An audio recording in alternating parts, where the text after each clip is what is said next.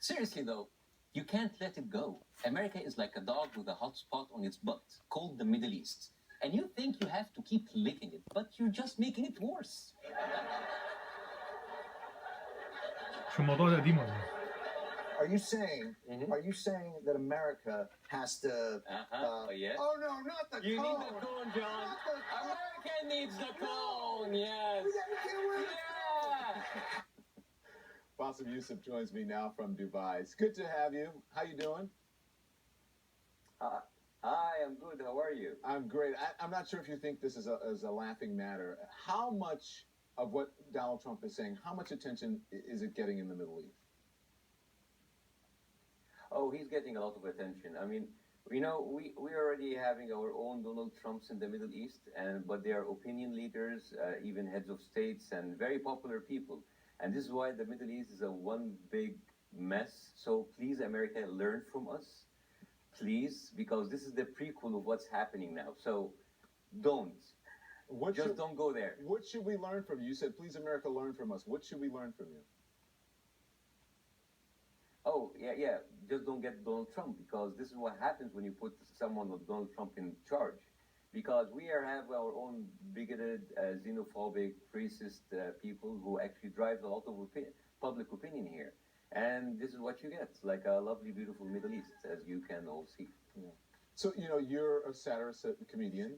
Are people laughing about this, or do they think it's dangerous? Well, you just laugh for the first couple of minutes and say, like, wait, this is very dangerous. Because, what's next? Let's ban Muslims from getting into the United States. Let's put ID tags on the people who are already there. Let's build a wall to prevent those rapist Mexicans to go in, and let's make fun of people with disabilities. We are just like a couple of steps away from, I don't know, concentration camps and maybe حاجبه تخن شويه من ساعه بسبب البرنامج. to complete a whole Donaldtopia, which is, by the way, called Nazism. This is stupid. And what's really even more scary is not what Donald Trump is saying. There are stupid people everywhere in the world. What's really scary is the amount of support that he's having. Like the recent poll you've just shown on CNN, 35% of the GOP supporters, they support Trump. 35%. The second in place, 16%. It is really scary, like the amount of support he's getting, and the many people actually buying into his narrative. But can you blame all of that, Bassem, on ignorance? You're saying, oh well, there are lots of stupid people. I'm not sure what you're referring to, but can you blame all of that on just Donald Trump and his supporters? Well, no, I think you reap what you sow. I think this has started like many years ago. It started with a certain narrative that happened. You started with George W. Bush, new cons, then you went into Sarah Palin, and then you're ending up with Donald Trump and Tea Party and all of this. So it didn't happen overnight. And yes, there are mistakes everywhere, but you can't just like use certain things that's happening in the world as an excuse to put other people in danger. Now, yes, there are many people who use the narrative of religion in a dangerous way. And by the way, most Muslims are actually subject to that threat more than anybody else. ISIS has killed more Muslims than they killed anybody else. We are in this together.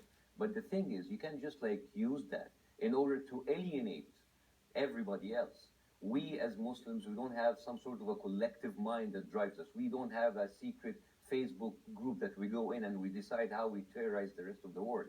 There are many Muslims who are called Ahmed, Muhammad, and Mahmoud.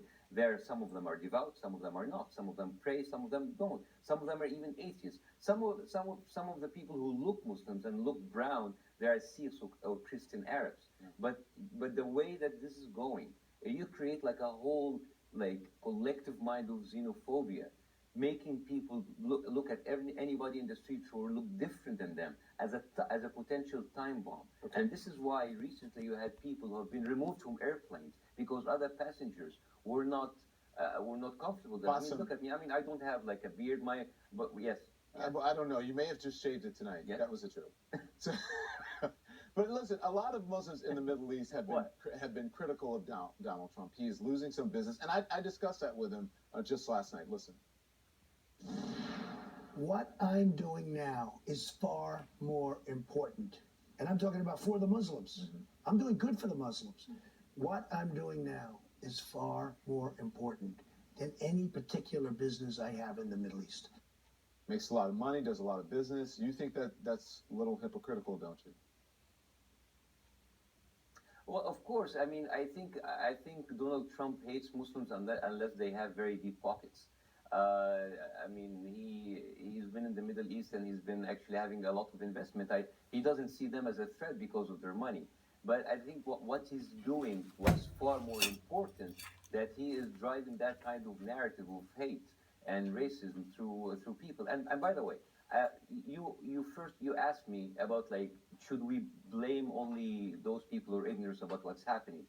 Fear is an incredibly dangerous weapon. When you put any group of people under like constant feeling of fear, you will drive them to do things that they might not have actually. I mean, I'm sure that many of Donald Trump's supporters didn't think that they would actually accept banning a certain group of people a few years ago. Yeah. But the thing is, the constant narrative of fear, it is very, very dangerous. And Bassem, it makes people go through a very extreme rate. Yes? yeah, I want to get this in. And I'm sorry about the delay, and we have short time together, but I really appreciate, what you're saying. So more to the point, when we talk about, can you just blame Donald Trump for fear? Because Islam has a reputation in the West as being largely intolerant, particularly in the Middle Eastern countries. For example, your show in Egypt poked fun at a former president, Mohammed Morsi. You were arrested, you were interrogated, you were accused of insulting Islam.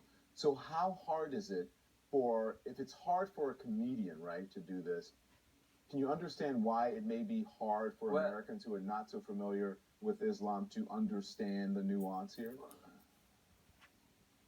Well, this is not I mean, yes, I had my problems with an Islamic country, but I also had a problem with an Islamic government, but I also had my problems with the regime that removed the Islamic regime. Mm-hmm. So I was actually banned after Morsi, not during Morsi. Mm-hmm. So the fact is, it's not just them, it's the whole, we have a problem in the Middle East with democracy in general. It's not only a Muslim problem, it is also a military problem. It's not only like an Islamic fascism, we also have military fascism. So this is only one side of the story. The fact that you're telling me that Islam has a reputation, you need to ask about what is actually causing this reputation. Because yes, we have our problem, but look, you can't just collectively judge a certain group of people because of the act of many people who are terrorizing those are the same people. I mean, of course, if you're watching Fox News and they're bringing on their very extreme sheikhs, they only have one or two, they only bring on them. Of course, this is going to be the only image I have of the Middle East. Right. But this kind of narrative is very deficient because. So would Christianity have a very bad reputation because of these abortion clinic bombing and Planned Parenthood? I mean, the fact that like you somehow that we as a group of Muslims have to apologize or be only on toes and please forgive us for these people are doing. Well, we might ask this for so many other groups or religions too. Yeah. I mean, there are stupid people and basically jerks in every religion. Well, Bassem, but you can't. It's to put us all in one package. Just like it's not right. We appreciate you joining us and thank you for bringing your perspective here. And we'll have you back. Thanks. Bassem, Youssef, everyone. Thank you, Famer. Thank you. Coming up, despite all the backlash after his proposal.